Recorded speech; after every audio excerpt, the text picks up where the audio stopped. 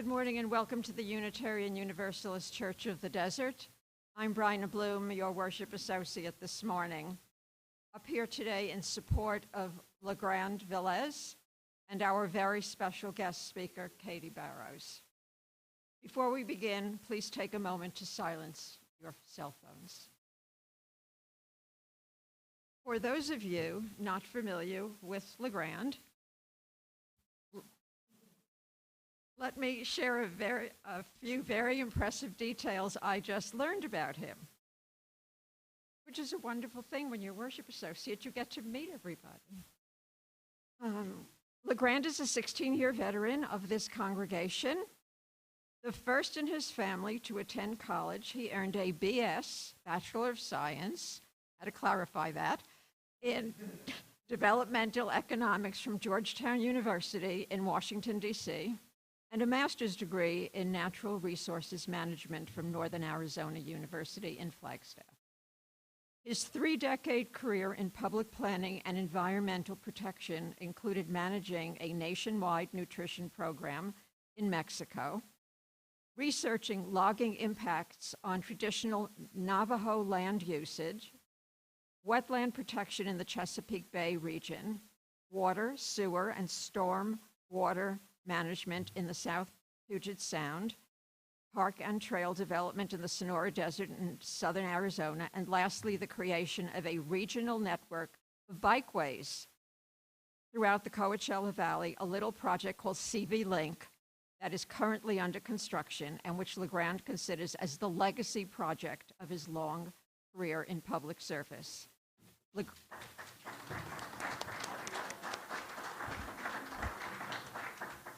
LeGrand is definitely qualified to lead today's Earth Day service.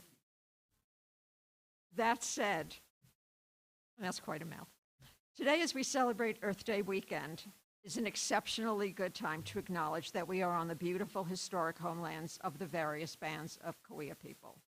And we honor the unique relationship that we hope emerges between our community and the indigenous people and their traditional territories.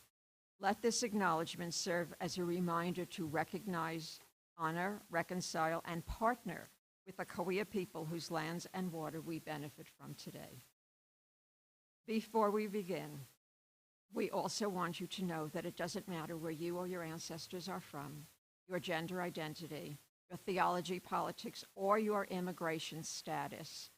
We welcome all those who are committed to our core values as expressed in our 7 principles. Together we come to this place to share our hopes, our dreams, and our visions. We seek to build a diverse and inclusive community that honors our first principle, the inherent worth and dignity of every being. Thank you all here in the sanctuary and at home for being with us this morning. Please consider making a donation in our virtual offering basket.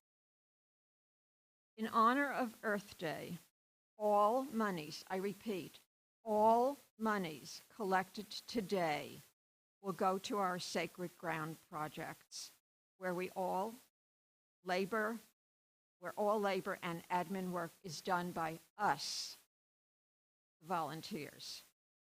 Those of you watching on Zoom can click on the link provided in the weekly constant contact order of worship you received.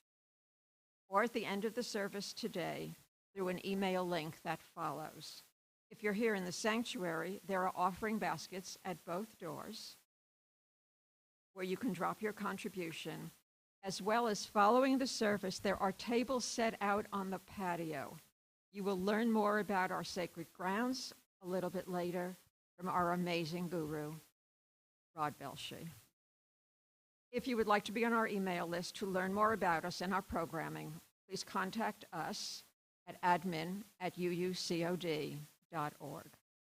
Now, before we ring the Tibetan bowl, on behalf of the care team, please complete and return the emergency forms you received or should have received or can receive or will receive. If you don't have one or access to one, please see me after the service. I will get one to you. These forms were not just an exercise for the care team. They are so we can take care of you if anything happens while you're here. From Denise Jansen-Eager, a few words.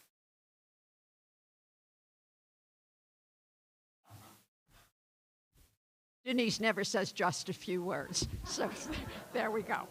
Okay, from Denise, courtesy Denise. Got a favorite local nonprofit? Question mark. Please nominate them for the 2022-23 Share the Plate. Nominations close next Friday, April 29th, and so far we only have 3. We need 6 more. Now we all know there are plenty of worthy charities here in the desert, so please, think in caps, folks. The link is in the newsletter, and there are paper nomination forms in the lobby on the round table. Finally, I would like to invite the wonderful, amazing Fran Hogue up to the pulpit to share some very exciting news, after which LeGrand will ring our Tibetan bowl to begin our service as we listen to Joel play our music of centering.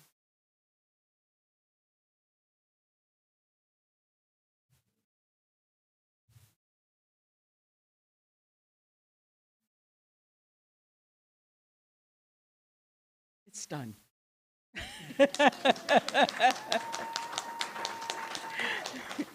You can now view the service through the website, and some of you may be doing that if you're on Zoom.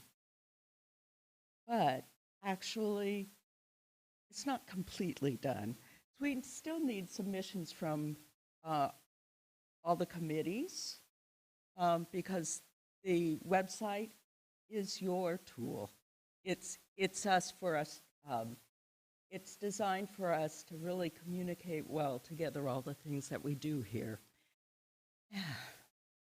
So over the next few months, I'll be rolling out new pages, like maybe a page for donations and page for different communities. So anyway, enjoy.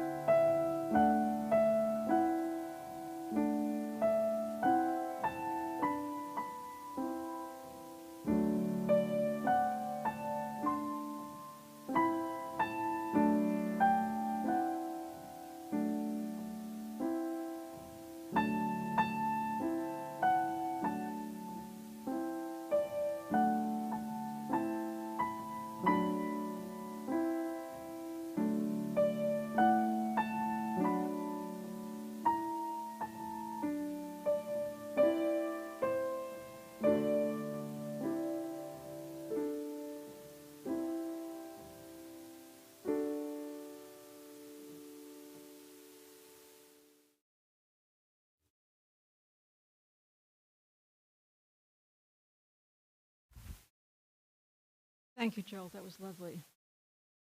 Please join with me for the chalice lighting for the earth, followed by our BIPOC candle lighting. is called Like the First Hint of Spring. As the first hint of green begins to peek through the barren ground, as that little sprig grows into a healthy stem, as that stem grows into a stalk and forms a bud, as that bud slowly opens with each new day to form a yellow daffodil, let us be like that first hint of green, renewed by the warmth of the sun's rays, and ready to emerge with a new energy, ready to face the day. We light this chalice to bring a glimmer of that warmth into our space. Now, if you'll read along with me, the words of the BIPOC candle lighting should be above me.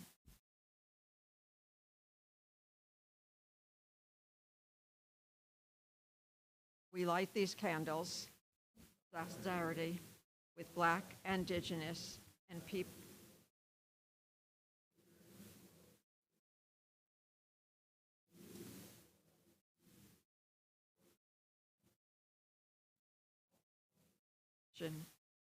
Blum.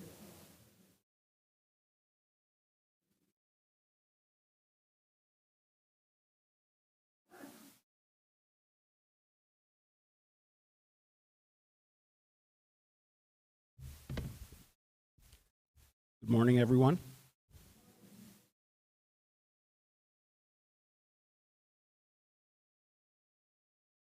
So, just waiting for this screen to come up. There we go. So, in first half of 1985, I did a semester abroad in Costa Rica. And while I was in Costa Rica, we went to the Monteverde cloud forest. And I remember during that visit to this nature preserve that there's this iconic frog there.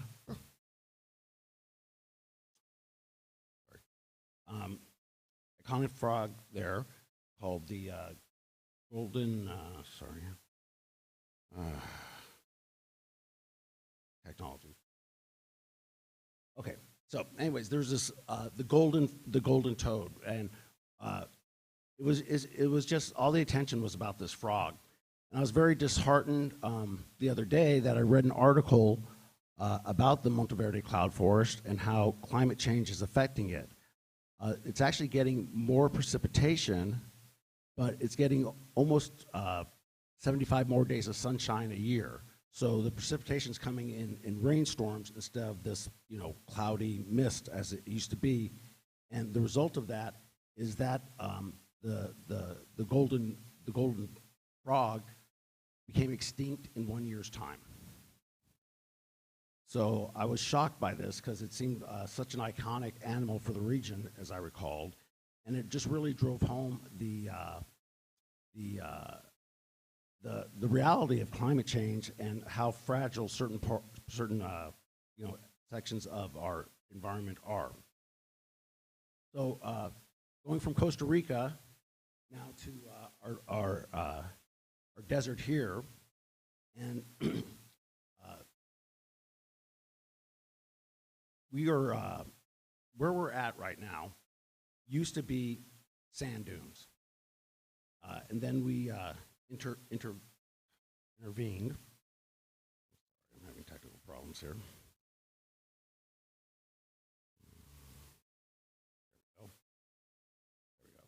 Here we go.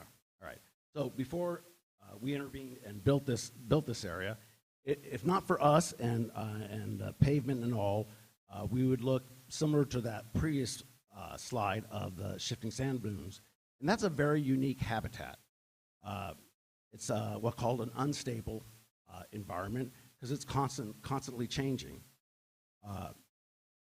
So on our property here, we have about 3.5 acres. Figure about 1.5 acres of that is built environment, our parking lot, and our building, leaving us perhaps about 2 acres of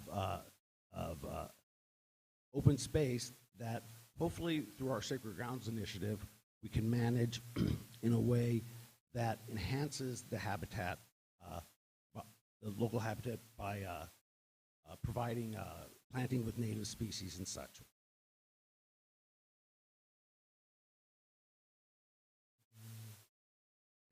And in this unique habitat of this river of sand we live in, we have endangered species right on our property. This is a Coachella Valley milkvetch. It's a threatened endangered species here listed locally and I believe federally. And this picture was just taken about a week ago right on our property. So it's to me, I find it kind of exciting that we're already have habitat for critical and endangered species. So we have a wonderful opportunity here, I believe, to instead of just managing our 3.5 acres exclusively for human uses, that we have about half the property that we can also manage for the local and native species. And I think we're very fortunate to have this land in this area. And one of the recent hardscapes we built was our labyrinth. And just yesterday, there was a dance celebration called the Lack of Water Dance. And that was an opportunity to sit and celebrate this gift of this special land that we have. And I think what a lot of it boils down to is that we're not separate from nature. I think, you know, the more we extract from the earth in oil and precious minerals, and the more people there are on the earth, the more strain we're putting on the natural systems that support us. And although this little slide here certainly isn't scientific, but it certainly drives home the point that we are not apart from nature. And for myself, that experience of transcendence, of feeling that there's something much greater than myself, I find most often in nature. And I don't think that's an uncommon experience. I recently completed a program called California Naturalist, program at UCR, which Rod Belshey tipped me off to. It was a 10-week program, and this is actually doing the services, kind of my project for the course. And what I've gathered is in this time of climate change and concern about the local environment, in this darkness, it creates it leads us to search for the light, and it calls upon us to understand Mother Earth better. And I believe that that people are responding. So, as an example of this call for light, this is my nephew Ryan and his wife Cassandra and their 3 boys. They live north of Seattle, Washington, and their kids go to, during the summer, it's like a summer school, but it's pretty much an earth camp. It's all outside, and they're being educated about our connection to the earth and reestablishing that bond. Certainly nothing like that was available when I was a child.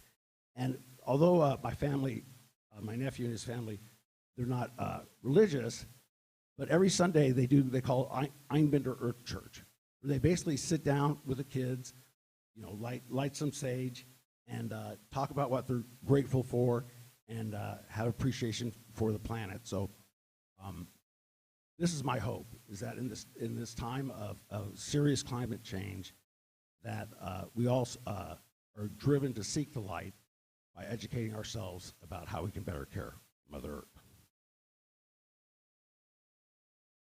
Please remain seated and join us for our hymn and meditation, Spirit of Life.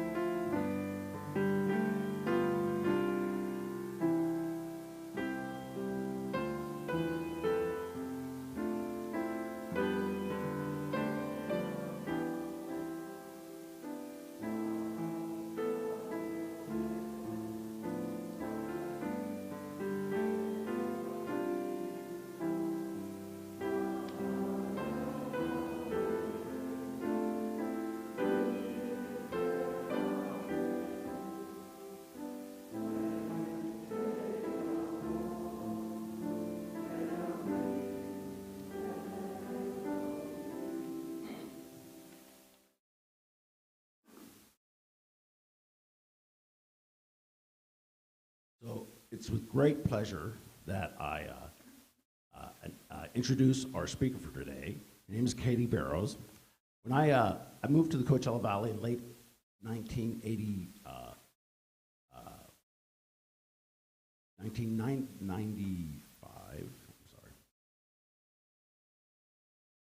and founded the Coachella Valley Community Trails Alliance. And at that time, we went to all the cities trying to talk to them and engage with them about developing a regional trail system. And the city of La Quinta was the most receptive to that. So when we were kicking off this this kind of grassroots initiative, I remember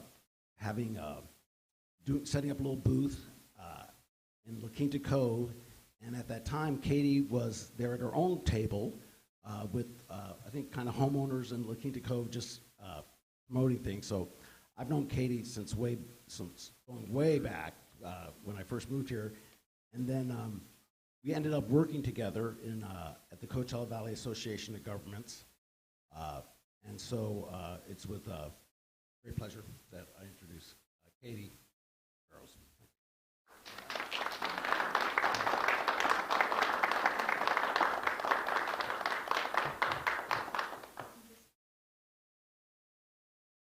Thank you, LeGrand. It's a great pleasure to be here. Thank you for inviting me and allowing me to share in the Sacred Ground Earth Day celebration. I really appreciate it. So LeGrand asked me to talk to you today a little bit about an effort that I think captures a lot of the essence of what I have heard already this morning, and that is the Coachella Valley Multiple Species Habitat Conservation Plan, which was a valley-wide effort that started in 1996 and really focused on trying to protect and ensure the long-term sustenance and survival of rare plants and animals, and really all the plants and species that are found here in the Coachella Valley. And it was kind of a visionary effort that was actually stewarded by the Coachella Valley Association of Governments. And really what I want to talk to you about is sort of the collaborative effort that really came to pass, not without some challenges along the way, but ultimately that resulted in, I think, what's a really spectacular array of preserves that are being established here in the valley, and how that ties into the Sacred Ground program that you are working on, which is a very exciting effort. So what I want to talk about is really integrating nature in our communities. And as LeGrand noted, and I think just looking out the window and looking, you've got a sand dune right here next door, which is wonderful. It's really looking at what are the things that we need to do to maintain nature and to keep nature a part of our lives. And especially with the pandemic, I think that's become increasingly relevant and important to all of us, that we have the opportunity to commune with nature and have the restorative values that brings. And I think we can all share in the opportunities and the things that we can do as individuals as well as a community working together to not just have nature in these preserves that are kind of out there, but are in our communities and in our backyards and in your property here. I always think it's helpful to kind of start with a vision of where you're going, and in particular this one I like to call a view from space that kind of gives a little bit of a feel for like where are we and what are we looking at. And this is really a satellite image that shows most of Southern California. The area shown in white is the Coachella Valley Multiple Species Plan area. Here's the Salton Sea. There's kind of another landmark. I grew up in the Los Angeles basin, and when you look at this picture of just like gray everywhere, in other words, lots and lots of concrete, I think it really kind of helps us to recognize where we don't want to go. Unfortunately, in the Coachella Valley, I think we've been able to do a lot, and we're fortunate to have already a lot of natural open space and public lands that are part of our landscape. But I think the other part of this is it really shows how connected we are, not just here in the valley with the desert that surrounds us, but to other parts of the planet. You know, the weather that we experience really comes off of the coast, and this image really shows the rain shadow effect of these ridge lines of mountains that separate us from the coast. And of course, rain clouds come over, and if you lived in the desert for any time period, you look out and go, well, there's clouds out there. It looks like it's going to rain. But if you've been here, I've been here 36 years, you know, nah, it's not going to rain. And really that rain shadow is why we have a desert. This is the Great Mojave Desert, and down the Colorado Desert where we live. And, you know, there's some unique things about deserts. I think many people look at them as a landscape of desolation, and I think if you've been here for any time period, you know that there's a lot more to it than that. So here's a little bit about it. This is the Coachella Valley Multiple Species Plan. This is a map, and let me just point out to you approximately where we are. If you can see the red star, that's approximately our location this morning. And really, I think what this shows, essentially this was an effort that brought 9 cities, the county of Riverside, and our local water districts together, along with state and federal wildlife agencies, to put together a plan that would protect and ensure the survival of species of plants and animals that are unique to the Coachella Valley, and at the same time ensure that the human community could continue to grow and prosper, and we could have the development that's important to sustain our communities, and do it in a way that really looked to the future to make sure that we could kind of balance, essentially, nature and development. These colored areas are conservation areas that were established as part of the Multiple Species Plan, everything from sand dunes on the valley floor to Joshua Tree National Park on the north and the Santa Rosa and San Jacinto Mountains on the south. And these are areas that are very important for the survival of the species that really are in part the focus of this effort. And putting this plan together was kind of like doing a puzzle. It really was like taking all these different parts and figuring out what does this animal need, what does that plant need to survive. There are actually 27 plus 1 species, and I say that because there were 27 species included in the plan, and then this really adorable little creature right here. I don't know if you can see this. It's called the Casey's June beetle. Some of these animals are insects, which a lot of us may not necessarily appreciate as important, but it was added later as an endangered species. But it goes everywhere from what are often referred to as charismatic megafauna, like the bighorn sheep, to the desert tortoise, to the famous fringe-toed lizard, the Coachella Valley fringe-toed lizard. But there are a lot of more lesser-known animals, like this little critter up here, the Coachella Valley Jerusalem cricket, the giant sand treader cricket, the flat-tailed horned lizard, and a whole array of birds.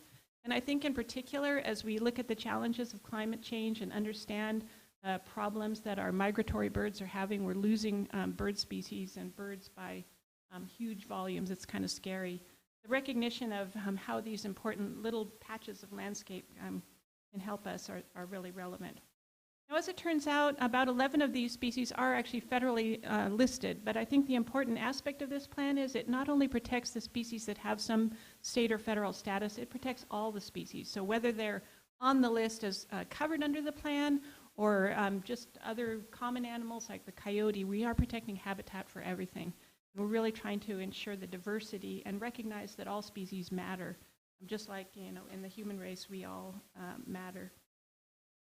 It's also protection of natural communities, like some of our alluvial fans. This is up near the Palm Springs Aerial Tramway and one of our spectacular wildflower years, 2005, when we had sand verbena and other wildflowers. Unfortunately, this spot where the photo was taken is now a residential development, but other areas like sand dunes, this is up by Snow Creek at the west end of the valley, and also palm oases that are scattered. We have these natural palm oases that are home to a lot of animals, provide nesting habitat for many birds, and mesquite in the front. So there's a whole range of natural communities that are protected. In addition to protecting natural communities, it's important that we made sure that these plants and animals could connect and have what's called biological corridors or wildlife connectivity. And this is a view, an aerial view of the I-10 freeway, which for us is a very convenient way to move back and forth, but for an animal on one side or the other is a pretty imposing impediment to movement. So we really focused on making sure that some of these undercrossings would be available. And you can kind of see if an animal is approaching, this is out near Snow Creek in the Stubby Canyon area at the west end of the valley. If an animal can see on the other side that there's habitat, they'll go under that freeway undercrossing. And actually a graduate student from UC Riverside a number of years ago put cameras out in these areas and to make sure that this was actually working, and saw all kinds of critters, from bobcats to raccoons to roadrunners, as well as bears and mountain lions, and really a whole range of species that really rely on this connectivity. Another way that this works with the connectivity, this is an example showing an area west of Desert Hot Springs on Highway 62 up near Mission Creek, if you know where that is. This is the Mission Creek area, this large river system or wash system. And we want to make sure that we protect the habitat on both sides in order to allow connections between the San Bernardino and Little San Bernardino mountains. So this was another part of the puzzle. Another piece is protecting the systems that keep these ecosystems alive. And of course, it's a very windy place here. This is a view from that's the Pacific Ocean in the lower right corner, and we're looking at wind coming into the valley, along with water, like the river from the Whitewater River that basically carries sand down through the mountains. And this is what we call the sand dune ecosystem. This valley once was, as LeGrand just mentioned, back not that long ago, there was a large expanse, a giant sand dune that went from Palm Springs to Indio. We now have less than 5% of that, and it is one of the most important habitats. So we're protecting these corridors where waterborne sand is carried down from the mountains, and then in the yellow arrows, the wind picks it up and moves it onto the sand dunes. And these are areas of habitat for many of our important species, including in the upper right, the Coachella Valley milkfish that you have growing out here, the fringe-toed lizard, a critter called the Palm Springs pocket mouse, the Coachella Valley giant sand treader cricket, and as you can tell by the names, these are all animals that actually occur here and nowhere else, so it's a pretty amazing system. Now the good news is that since we started in 1996, it took us quite a long time to put the plan together, but ultimately it's been very successful, and just this year, the plan celebrated over 100,000 acres of land being conserved, being acquired for conservation. All the lands that are in color here are lands that are important for conservation, and those in green are lands that have been acquired as a part of this effort since 1996. The red lands are those that actually still need to be acquired, and we work very cooperatively with willing sellers to make those acquisitions. So once we have the land, it's important to make sure that the endangered species, what do we need to do to keep them happy? And this is where there's really a very significant collaborative effort between researchers like the University of California, Riverside, volunteers that go out and remove invasive species like tamarisk, which sucks up a lot of water, students from our various universities, the San Diego Natural History Museum, who are out studying these critters to make sure they're surviving, and a lot of volunteers who maintain the trail system that a lot of these are Friends of the Desert Mountains volunteers who make sure that we have access to these areas as well, and that the trails are done in a way that's sensitive to the landscape. So this really brings me back to what you're trying to do here, which I had the opportunity a few weeks ago to join LeGrand and Rod to take a look at the sacred ground property and find a Coachella Valley milkfish. I was so excited I got this here as you do, to see you have endangered species growing all by themselves without any help out here on your landscape.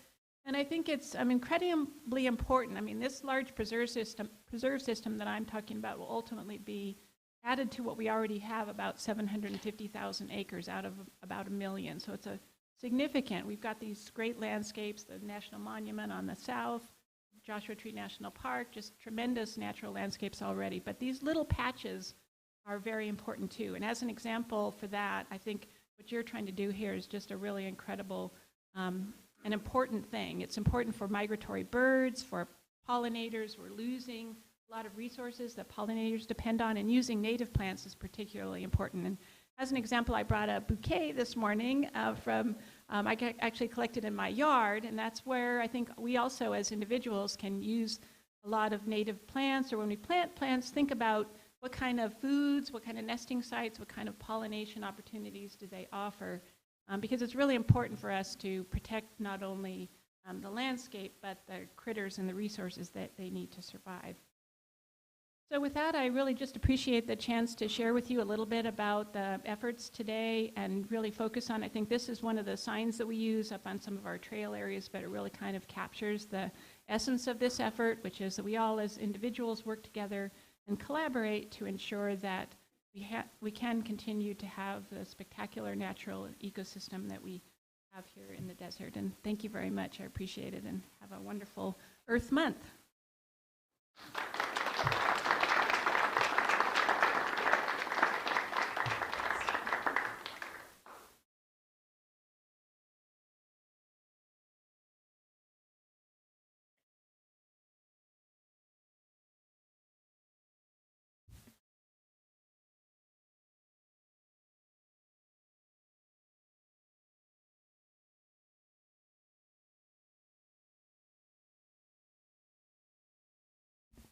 Thank you, Katie, so much. That was so informative, and it reminds us why we need to give generously of our time, of our energy, and dare I say it, our money. This is the time for joys and sorrows. And I know we all have a lot on our hearts and on our minds, and this is what's in our book today. Thanks to all who have come before and had the vision for our campus to include the Peace Labyrinth, our wonderful art, and now our sacred grounds. And it was signed anonymous. Got well wishes to the Cookie Man, Ruben Gallardo, who is at home with, dare I say, COVID. Many, many thanks to Fran Hogue for the beautiful new website. Yeah, we can all do that. That was her husband who started the applause. Just thought I would say. Okay. And once again, thoughts and prayers for the people of Ukraine. Thanks to Fran and Rod for all they do. Safe travels, you will be missed. Yes, but they are coming back. So, or at least they better. Okay. And now, if you would just close your eyes, feet on the ground, hands, palms up on your thighs. Take a deep, deep, deep breath. And listen while I read a poem called Committed to Respond by Lynn Harrison. Committed to respond to the call of our wounded world. We join together this day with loving hearts, hands, and minds, embracing the interconnected web of water, air, and earth. We light a fire of sustaining hope, ever bright with love and justice. May we bring forth this day new wisdom, strength, and courage to create a new world, not of wealth, but of well-being, a world of new peace and abundance for all. As we give thanks for this earth, our shared and singular home, may we dedicate ourselves to its ongoing care, rising to the calls deep within us and all around us.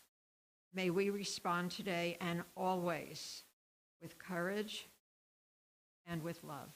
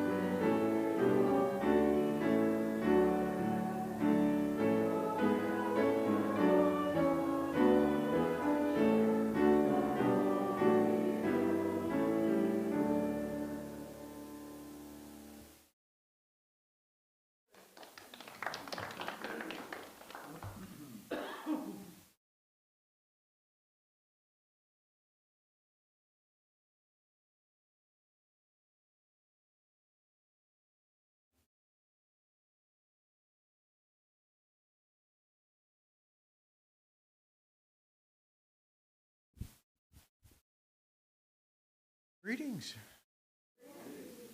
So I'm Rod Belshie, and this is the Sacred Ground Service. First, a huge thanks to Katie Barrows Maybe you've all put it together, but the Barrows family is the first family of conservation in this valley.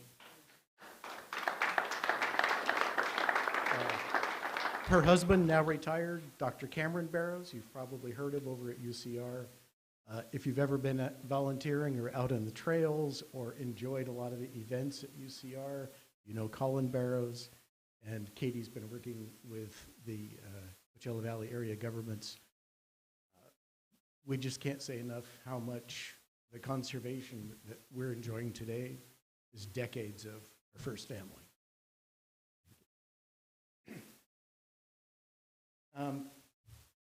You know, the reality is our area is hurting.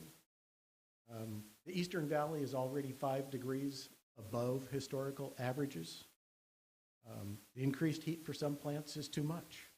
Some species are failing. Many parts of Joshua Tree National Park have no seedlings. It's too hot and dry. They are not regenerating. Many Ancilia in the Eastern Valley are dying. Go up to the Bahada Nature Trail at the south end of Joshua Tree National Park. This year it's barren. Even the Pennsylchoya there are dying. So some species are shifting to higher elevation, but as Katie emphasized, it's a tangled web. It's interconnected. Will their food sources climb the hill? Will the nesting sites climb the hill? Some need blow sand. What's going to come of the ones? How do you climb a hill for cooler temperatures if you need sand? So how do we stay optimistic in the face of this as the green toad, the golden toad disappears? How do we not just resign in despair? I think we look towards some words from Jane Goodall. Jane Goodall we all know and admire from her work with the chimpanzees. She talks of when she first started so many decades ago, flying in the amazing forests and savannas of Africa, and then staying there for decades, and finally flying in now, and there's this little teeny patch of green called Gombe National Park, 13 square miles, and the rest of it is gone. And yet she's incredibly optimistic. So how do you do that? And I think there's some good advice we need to take care of, and that is focus on what you can do right here, right now. Jane Goodall has started a program for youth that you may be familiar with called Roots and Shoots. The idea is real simple. If we all look at the overall size of the problem, you just can't help but fall to despair, and we cease any progress in helping. So her program is real simple. Work with the youth, do what you can. If it's pick up trash, pick up trash. If it's start recycling, then do that. If it's go out and plant some species, put up some bird feeders, put up water feeders for the birds, put up whatever it is that you possibly can. And in doing so, you find more people in your area, and then you find out there's also another area at another school down, and the next one down, and the next one down. She now has over 1,000 chapters of Roots and Shoots where kids are just doing what they can, where they are, and that produces the optimism. When you see the size and the number of people who are helping, that's where we really need to turn. So what can we do? Well, I've heard Dr. Cameron Barrows talk. Some of these areas that we're preserving might not be enough. And maybe a big piece of the future for saving a lot of these species is our own backyards.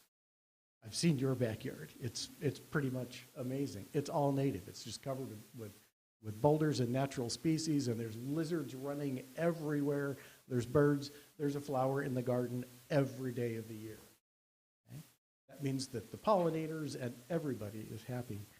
It may well be that part of the answer is our backyards. And we have a 2-acre backyard here. We can really follow that example right here, right now. Can we reimagine this as a refuge? Can we reimagine our 2 acres as part of a solution? As Katie referenced before here, before we came, this was blow sand. And we still do have a Coachella Valley milk fetch right outside that door. I'll show it to anybody and everybody. The life force is strong. It's hanging in there. It's really trying. It's been here every year that I've looked out there for it, 7 or 8 years. And it's an annual, so each year it's, will it grow? Will it come back again? The life force is strong. We just need to help them. Would you believe that we have 54 species of plants on our grounds? Vast majority of them are native. We also have some horticultural, and we have had some invasive, but fewer and fewer. Guess how many species of lizards we have within a half a mile? Any guesses? 7? 4? 12. There are 12 species within a half a mile, right? And they all have different types of habitat. Some like sand, some like rocks, some eat the creosote, some on and on and on. Some love ants, by the way, and we have lots of ants here. How about if we invite those lizards? What if we created a giant rock wall over here that Chuck Wallace loved? We can create little microhabitats for all of the various species.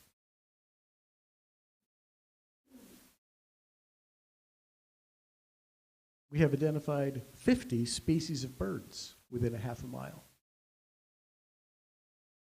So what can we do in terms of making sure that the right seeds, the right water, the right resources are available for them? The desert is not dead. Within 1 mile of this grounds, if you look on iNaturalist, within 1 mile, 350 species of life within a mile.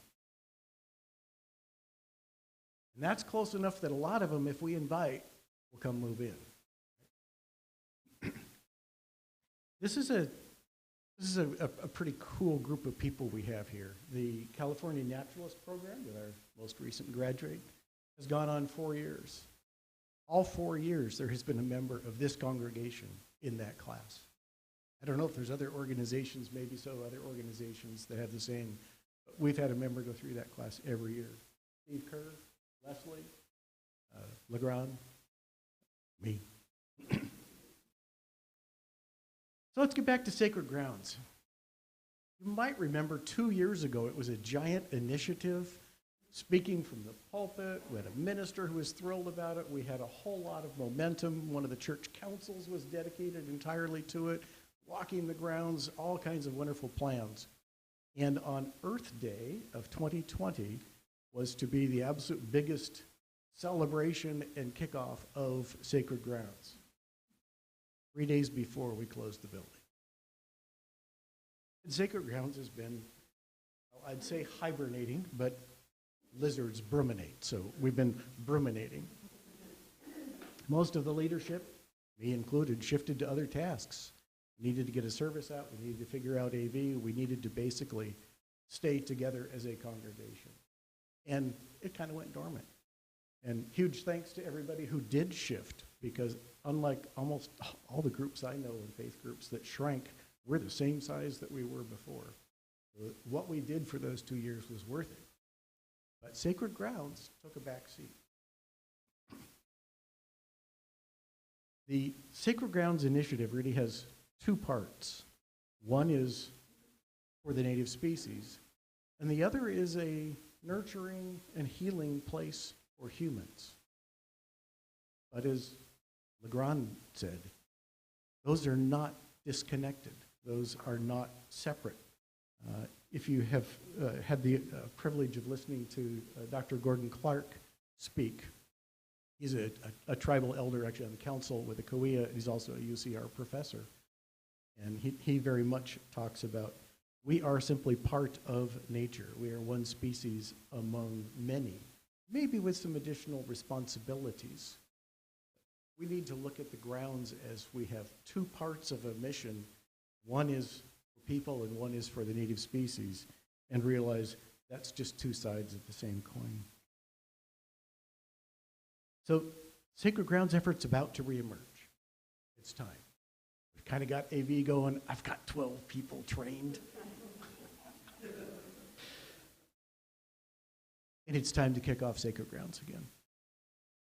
You might have seen the gradual teasing articles in the newsletter. You got to see a picture of our Coachella Valley milkvets. You got to see pictures of iguanas. You got to see lots of good things. But despite the quiet first, there's a lot to actually claim progress on during these last 2 years. We've had a lot of volunteers coming through and doing work. Peter Matthews, I don't think you're here today, but Peter, for example, has every Monday for years come out here and worked our grounds, and then varying people have come and helped him. The Sahara mustard was a huge problem 3 years ago. There isn't any here anymore. The fountain grass was planted as a horticultural variety. That is gone. There is no, actually, I did see one more I need to go dig up. But we basically have eradicated all of the fountain grass. The schismus, we're working on. I don't know if you're ever going to get rid of all of the schismus. But by and large, the invasive species are gone. And if you take a peek when you're looking across, there are patches of wildflowers. They're only this high, okay? And they might look like weeds to you, but if you go up and you look, especially if you get down and look on the ground, there's just beautiful, gorgeous little flowers there. And that is what's feeding the ecosystem and all the species that really do belong here. So a lot has been happening. We have done repairs for the irrigation, at least for the trees. We've removed a lot of construction debris and trash. Steve. We've done a lot of work. We have art, we have a commemorative bench, community events have continued. But now it's time to kick it into gear a little bit further. We have approved plans that the board approved last June for a commemorative garden over here with taking the little pavers that we have, the commemorative pavers, putting them over there and making a really nice, wonderful, circular walk around the piece of art, and then a reflective bench behind it. Really make that a special area, not one that we walk across the commemorative stones. We have plans for a garden of hope, the other piece of art with a sidewalk, and we have actually planted about a dozen milkweed in there. They're about this high. They're coming, right? These plans have actually been approved. We have funding, well, we had funding in place last year. Who knows what the costs are these days. We need volunteers simply to come and make them happen.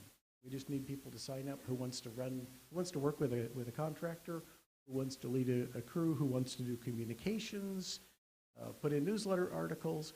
We can kick all this back into full gear just by everybody do the little bit that you can. So that's really it. It's time to get this thing rolling again.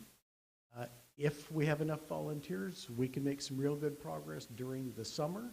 The projects are approved. Might need a little bit more cash. And if folks can help make it happen, we do. If not, we take it off in the fall. But there's a lot ready to go. And then as well, there's what's the next phase? What about some little gardens for the chuckwallas and gardens for other areas? What do we do for the native species? Who's got some ideas? Who wants to design a peace garden? Who wants to design some other pieces? That's really just open, as LeGrand kind of said in the beginning. It's just, or I guess it was Bryna said, it's just going to be us. Sacred Grounds is self-funded. We don't take anything out of the operating budget. It is run by volunteers. We'll go at the pace at which we all feel like contributing and joining.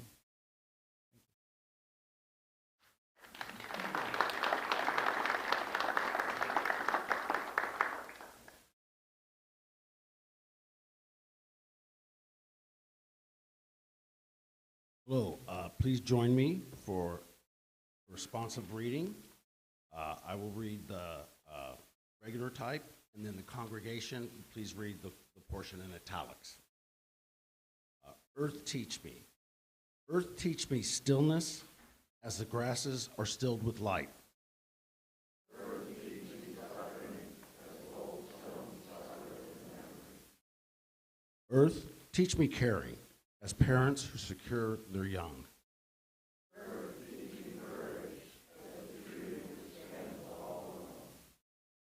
Earth, teach me limitation as the ant which crawls on the ground.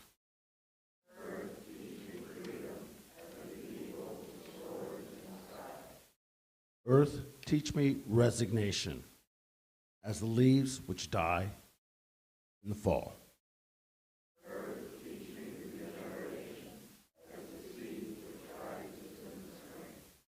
Earth, teach me to forget myself as melted snow forgets its life.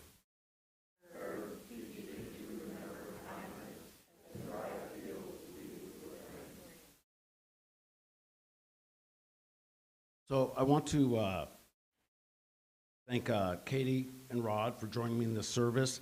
And just to reiterate, in spite of climate change and all the environmental degradation around us, we have a whole lot to celebrate here.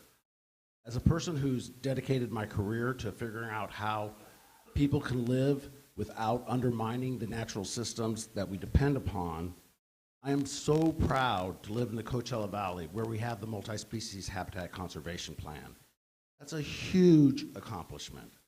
And also this church here in our Sacred Grounds Initiative. It's just very, how should I say, it's wonderful to be part of this community that recognizes the importance of the earth and is working to honor and tend the sacred grounds. And with that, I have some, the last words I'm going to leave you with are from Henry David Thoreau. To live deliberately. Why should we live in such a hurry and waste life? We are determined to be starved before we are hungry. I wish to live deliberately, to front only the essential facts of life. I wish to learn what life has to teach, and not, when I come to die, discover that I have not lived. I do not wish to live what is not life. Living is so dear, nor do I want to practice resignation unless it is quite necessary. I wish to live deep and suck out all the marrow of life. I want to cut a broad swath to drive life into a corner and reduce it to its lowest terms. If it proves to be mean, then to get the whole and genuine meanness of it and publish its meanness to the world. Or if it is sublime, like our beautiful Coachella Valley Desert, to know it by experience and to be able to give a true account of it.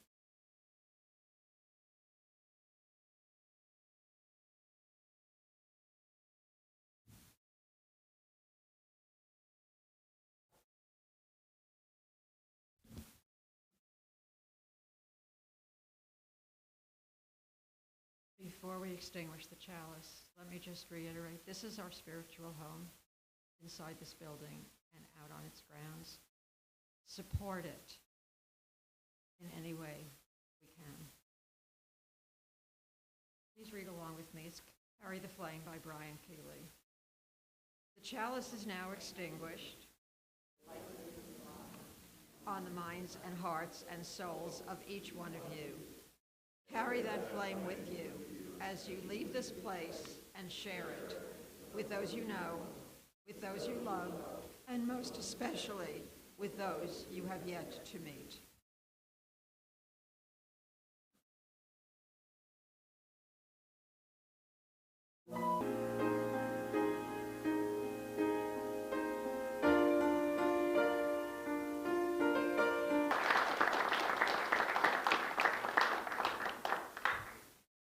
Well, that's it. But I'm glad everybody is still seated because I just wanted to say that we have outside. There's tables with information about sacred grounds and sign-up sheets to take part, as well as information about a new event in the valley called Wild Coachella Day, which is next Saturday at the UCR Palm Desert campus, and another event that's coming up about coyotes, and these flyers are on the table. So with that, class dismissed.